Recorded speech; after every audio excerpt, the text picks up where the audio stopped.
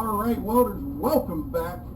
This is going to be episode number 42 of Adventures in Welding, and in this episode we are going to set up and weld with the Eastwood TIG 200. I know, you said, well, we set it up yesterday. I know, that was a physical setup. Now I'm going to show you the settings on the machine to weld both mild steel and, as our British friends say, aluminium, or as we say, aluminum. So you're going to see what this machine can really do. I got to tell you, so far, I'm very, very pleased with it. But I'm going to let you judge for yourself. Let's get into the setup. What I think is one of the nicest things about this Eastwood TIG 200 AC/DC welder is this nice little chart on top of the welder here.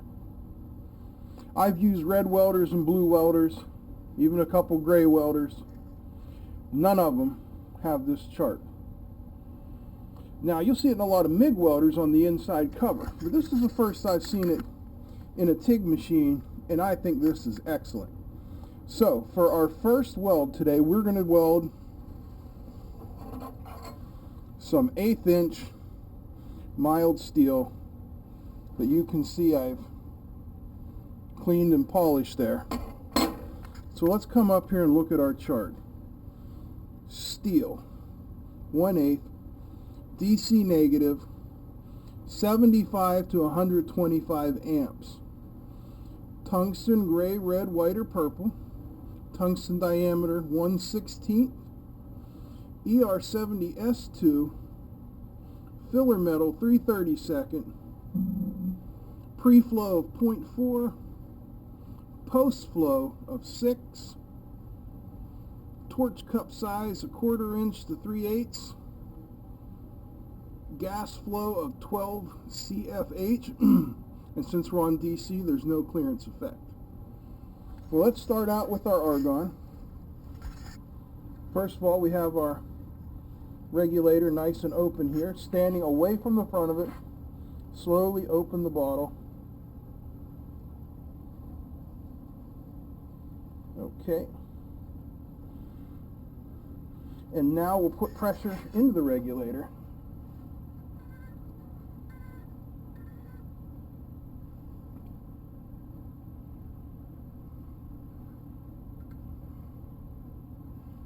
That's reading about 18 CFH.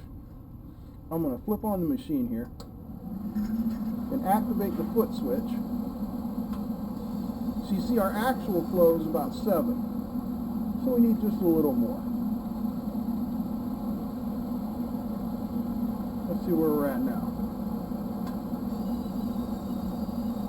I like that. That's maybe about 15. And that's close enough for what we need right now. Now to the front of the machine. Alright, our front panel setups for welding the mild steel. This is our amp control. But since I have the foot pedal plugged in, we'll be controlling our amps over here. For this, I'm going to top it out at about 100 amps. Next is our clearance effect. I'm just going to set it on 0. It makes no difference. It won't be working. Our pre-flow, how well you can see that. There we go. Our pre-flow, I'm going to set for 0.4. Post-flow 6.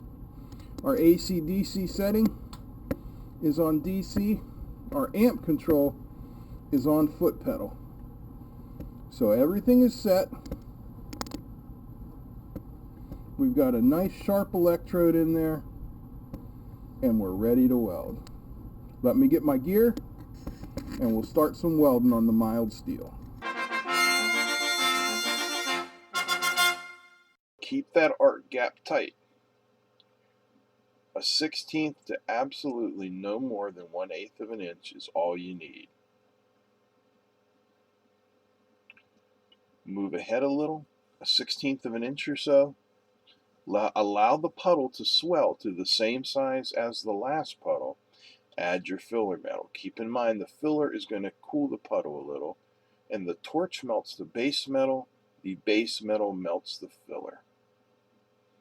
You can do the move and dab technique, and as you get some experience, it'll be more continuous, but it's still going to be move, swell, dab, move, swell, dab, move, swell, dab. That's just the way the process works.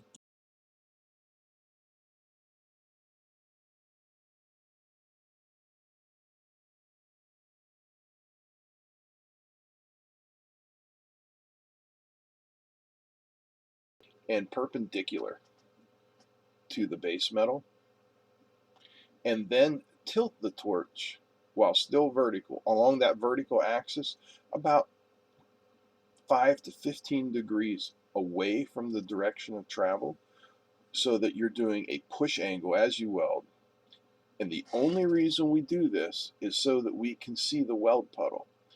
The absolute optimal position, and the position that you're going to find in automatic mechanized welding, is that the torch absolutely vertical and perpendicular to the work surface.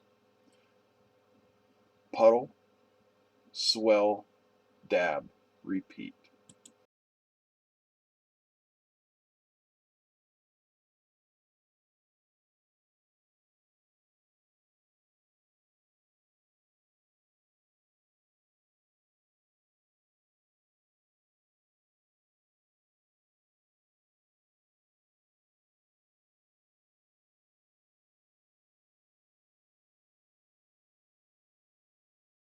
Folks, we have welded our test pieces.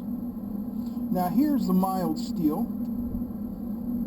If you look at this one, the heat is just about right.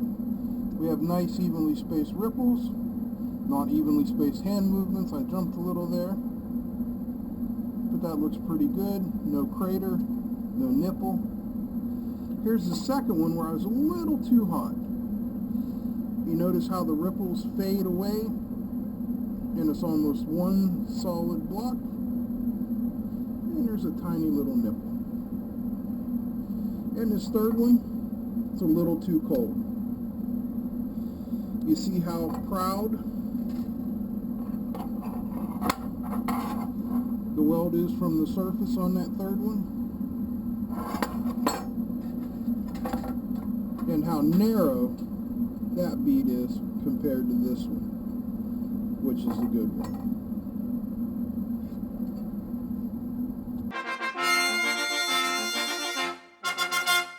One-eighth AC, 90 to 140 amps, green, red, or purple, 3/32 tungsten, 4043 filler, 3/32 filler size, 04 on the pre-flow, 6 seconds on the post-flow, cup size. It says adjust the gas flow to 17, and our clearance effect, or cleaning, to -3 to 0. Let's go to the front of the machine and set it up. Okay, here we are back at the front of the machine. We're going to set up for aluminum. First step, AC for aluminum. Our amps, again, we'll be using the foot pedal, so it will be on the foot pedal controls. Our cleaning effect, or clearance, we are going to set right over there to -3. Neat aluminum welding machine. Take a look at our beads. On the left we have the autogenous, or on the right we have the autogenous at the bottom, and the first two beads I ran. Over on the left side you see the last three I ran, the chalky white area. To do before we're done and pack it in for the day. First thing we have to do is bleed our argon. So you want your welder on, and then close the valve all the way.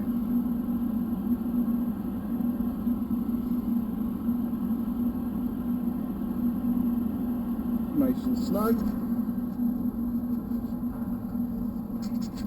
With the valve closed, I step on the foot pedal, and you can see everything now reads 0. Open that regulator valve so that it's sitting on there loose. Hit the power switch. That fan's going to blow for a couple extra minutes there to make sure the unit's nice and cool. And that's a basic setup on how to get your settings for the Eastwood TIG 200 AC/DC welder. I'm Paul. Thanks for joining me on Adventures in Welding. See you next time.